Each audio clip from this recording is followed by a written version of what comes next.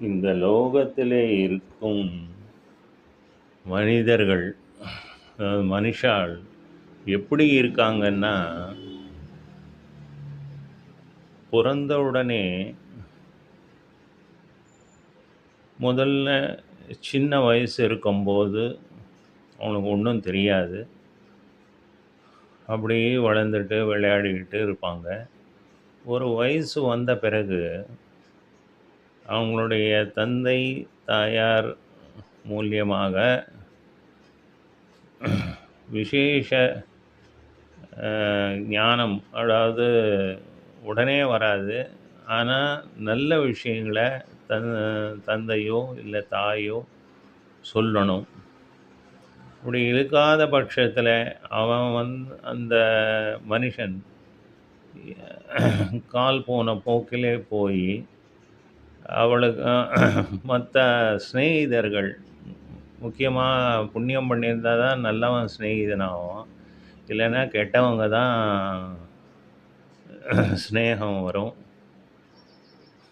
அவங்க சொல்கிறதே கேட்டு அவன் கெட்டு போய் அவனுடைய வாழ்க்கை அப்படி போகும். ஆனால் ஒரு வயசுக்கு அப்புறம் அவங்க தெரிஞ்சுக்கணும், இந்த உலகம்ன்றது என்ன, நம்ம எதுக்காக பிறந்திருக்கோம், என்ன பண்ணணும், என்ன செய்யணும்ன்றது தெரியும். பணம்ன்றது கண்டிப்பாக தேவை. ஆனால் அது சரியான மார்க்கத்தில் வந்தால் தான் அது நல்லது. எப்படியும் பணம் சம்பாதிக்கணும்னா ஏதோ ஒரு கெட்ட வழியில் போய் சம்பாதிச்ச பணம் அது கையில் நிற்காது. அதனால் நிறைய தொல்லைகள் எல்லாம் வரும். ஸோ பொதுவாக சொன்னால் இவங்க 3 விஷயம் நாம் வச்சுக்கணும். அதாவது பேர், புகழ், பணம். இதுக்காக தான் முக்கால்வாசி பேர் இதை இதை ஃபாலோ பண்ணுறாங்க. அதாவது அவன் என்ன நினைக்கிறான்னா, ஒரு ஸ்டேஜ் வந்த பிறகு நமக்கு பேர் வரணும், நம்மளை பற்றி நிறைய பேர் மீடியாவில் சொல்கிறது, ஸ்டேஜில் போய் சொல்கிறது, ஹானர் அது அது வேணும். புகழ், அதாவது நிறைய இடத்துல இவனை பற்றி பேசணும், அவரா ரொம்ப பெரியவர் அப்படின்னு சொல்லணும். அப்புறம் பணம். இந்த 3த்துக்காக தான் வாழ்ந்துக்கிட்டு இருக்காங்க. ஆனால் இந்த 3ம் சாஸ்வதம் கிடையாது. இந்த உயிர் இருக்கிற வரையும் தான் இந்த பேர், புகழ், பணம்.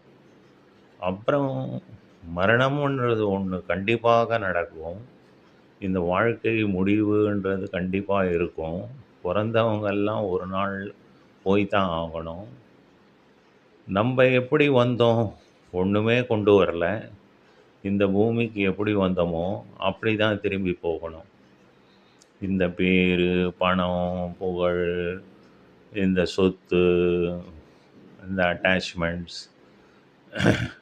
எல்லாம் பந்தம் எல்லாத்தையும் விட்டுட்டு போக வேண்டியதான். எதுவும் நம்மளோட வராது.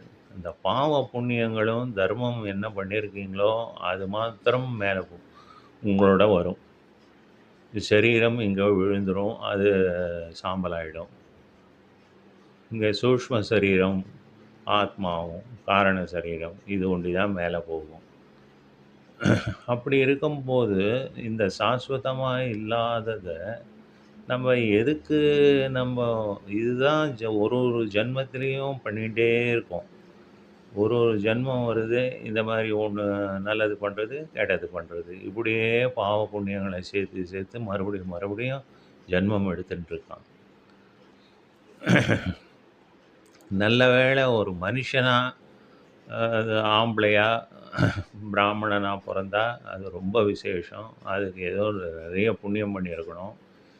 ஒரு வேளை மனுஷ ஜென்மம் எடுக்காமல் பிராணிகளாக வந்தோன்னா அதோடு முடியுது.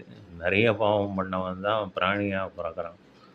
அது பிராணியாக பிறந்ததுன்னா அது அவ்வளோதான், முடிஞ்சிச்சு கதை. இனிமேல் அதுக்கு மனுஷ சரீரமே வராது. கடவுளையும் கோயிலுக்கு போய் நமஸ்காரம் வைக்க முடியாது, எதுவும் மந்திரத்தையும் சொல்ல முடியாது.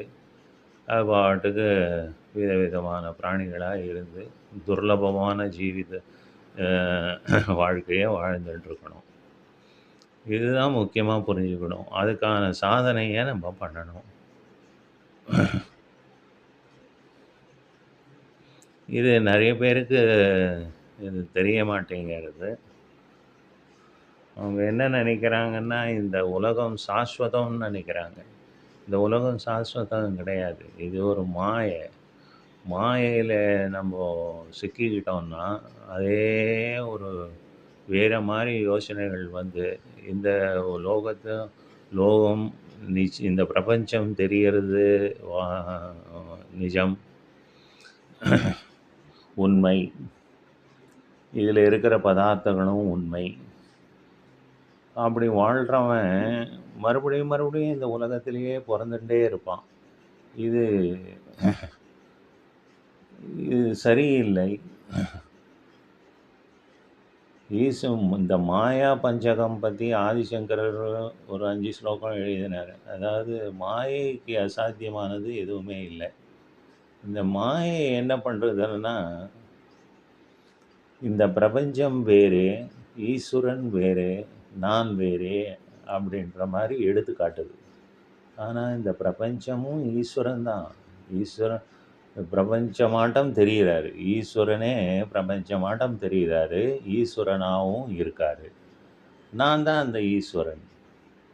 அப்படின்றதுக்கு நெறைய 4 மகா வாக்கியம் இருக்கு.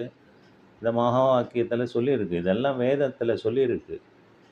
அகமேவ பரம் பிரம்மா அப்படின்னா, நான் தான் அந்த பரபிரம்மன். இதுக்கு தத்வமசி, அப்புறம் அகம் பிரம்மாஸ்மி இப்படியெல்லாம் சொல்லியிருக்கு. அதில பிரதிவாதிகள், பூர்வபக்ஷி இவங்கெல்லாம் வந்து ஆட்சேபனை பண்ணாங்க ஆதிசங்கரர்கிட்ட. எப்படி சொல்றீள்? நான் எப்படி பிரம்மமா ஆக முடியும்? என்னுடைய சக்தி ரொம்ப பரிமிதமானது. அவருடைய சக்தி அபரிமிதம். அவரால இந்த உலகத்த சிருஷ்டிக்க முடிஞ்சது. என்னால சிருஷ்டிக்க முடியல. அவருக்கு ராகத்வேஷங்கள் கிடையாது. அவருக்கு கர்த்தோர்த்தங்கள், போர்த்தோற்றங்கள் இல்லை. அவருக்கு ஒரே மாரி இருக்கிறது. எந்த விகாரமும் ஆகாது. அப்படி இருக்கிறவரை அவரும் நானும் எப்படி ஒண்ணாக முடியும்? எனக்கு நெறைய ராகத்வேஷங்கள் இருக்கு. புண்ணிய பாவங்கள் எல்லாம் பண்ணிட்டு இருக்கேன். நான் எப்படி அவரால ஒண்ணாக முடியும்? அதுக்கு ஆதிசங்கர பகவத்பாதாள் சொன்னார், இத பாருப்பா, அவரும் நீயும் வாஸ்தவமாக ஒண்ணுதான். அதுக்கு ஒரு துஷ்டாந்தம் சொன்னார். அதாவது வைரம் இருக்கு. அந்த வைரம் கல்லு. ஒத்துக்கிறீங்களா? அதுவும் கல்லு தான்.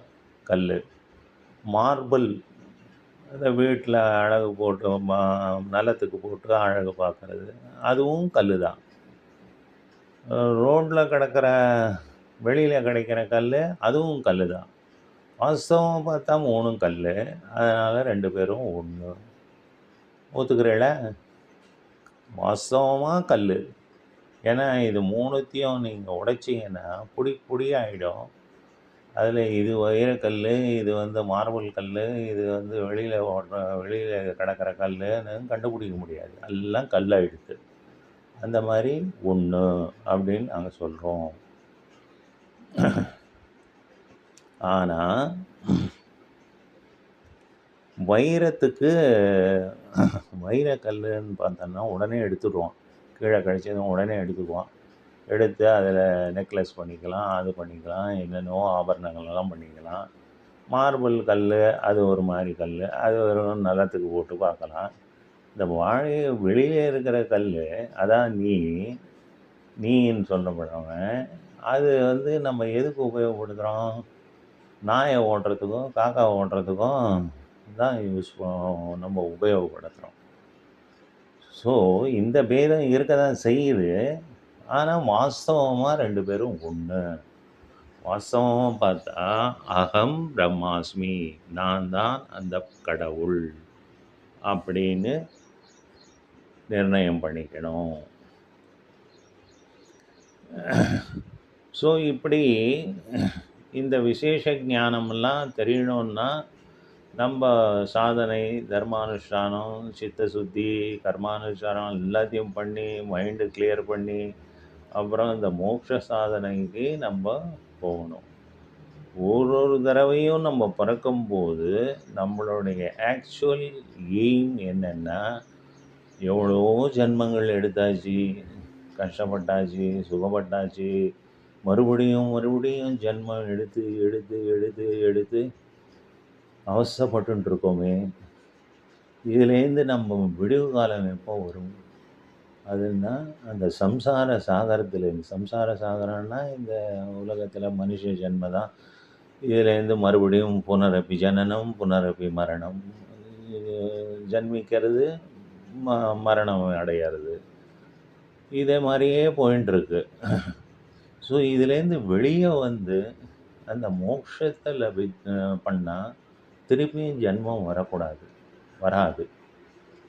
அதுக்கு தான் நம்ம முயற்சி பண்ணணுமே தவிர, ஆனா மனுஷன் வந்து இந்த உலகத்தில இருக்கிற மனுஷங்க எப்படி இருக்காங்கன்னா, ஐயோ! அதெல்லாம் நம்ப முடியாது. அதெல்லாம் சரியில்ல. இந்த உலகத்தில இருக்கிற இது என்னன்னா, நான் வந்து நெறைய பணம் சம்பாரிக்கணும், நான் கலெக்டர் ஆவணும், ஐஏஎஸ் படிக்கணும், அத பாஸ் பண்ணி கலெக்டர் ஆவணும், பிரைம் மினிஸ்டர் ஆகணும், சீஃப் மினிஸ்டர் ஆகணும், நெறைய செல்வாக்கு அது இது இப்படி தான் போயின்ட்டுருக்காங்க. அதெல்லாம் வாஸ்தவம் கிடையாது. நீ எவ்வளோ பெரிய கொம்பனா இருந்தாலும், வேர்ல்டு வேர்ல்டு பிரசிடென்ட்டா இருந்தா கூட, நாளைக்கு அங்க போனா உன்ன சாதாரண ஆளா தான் நீங்க இருப்பீங்க. அவங்க சொல்லுவாங்க, நான் இப்படி இருந்தேன், அப்படி இருந்தேன்னு நீங்க சொல்லுவீங்க. வேலை போயாச்சுன்னா, அவங்க கேட்கறது என்னன்னா, "நீ என்ன மினிஸ்டர்லாம் இங்கெல்லாம் எதுவும் எடுபடாது. என்ன தர்மம் பண்ணியிருக்க? என்ன புண்ணிய பாவங்கள் என்ன பண்ணியிருக்க?" அதுதான் கேட்பாங்க. அதுதான் முக்கியமே தவிர, இதெல்லாம் வந்து தற்காலிகமானது. இருக்கலாம். ஓஹோன்னு வாழலாம். எவ்வளோ நாள் வாழ்வு? 80 வருஷம், 90 வருஷம். 90 வருஷம் மோஸ்ட்லி இறந்து போயிடுவாங்க. 100 வருஷம்ன்றது ரொம்ப துர்லபம். யாரோ ஒருத்தர் 2 பேரு அதுவும் சில வாழ்ல அது மாரி பொறக்கலாம், இருக்கலாம். இருந்தாலும் என்ன பிரயோஜனம்? அவ்வளோதானே, லிமிட்டெட் தானே. இதெல்லாம் சம்பாரிச்சு என்ன பண்ணணும்? அதுக்கு ஆண்டவன்கிட்ட போய் சேர்ந்தாச்சுன்னா, இனிமே ஜென்மமே வராதே! சந்தோஷம், நிரந்தரமான சுகம் அல்ல. அத நினைக்க மாட்டேங்கிறாங்க. ஐய்ய! அதெல்லாம் நமக்கு வேண்டாம் சாமி. நம்ம இது ஏதோ இங்க நல்லா இருந்துட்டு, ரோல்ஸ் ராய்ஸ் கார்ல போனா போதும். பெரிய பணக்காரன். எவ்வளோ நாளைக்கு? எவ்வளோ நாளைக்கு நீ பெரியவனா இருக்க போற? எவ்வளோ நாளைக்கு நீ கார்ல போயிட்டே இருக்க முடியுமா? ஒரு ஸ்டேஜில உன்னால காரும் ஓட்ட முடியாது. அதில உட்காந்தும் வர முடியாது. ஏன்னா நோய்கள், டிசீசஸ். உன்னால எதுவுமே செய்ய முடியாது. அப்ப இதெல்லாம் எதுக்கு? அத தான் சிந்திக்கணும்.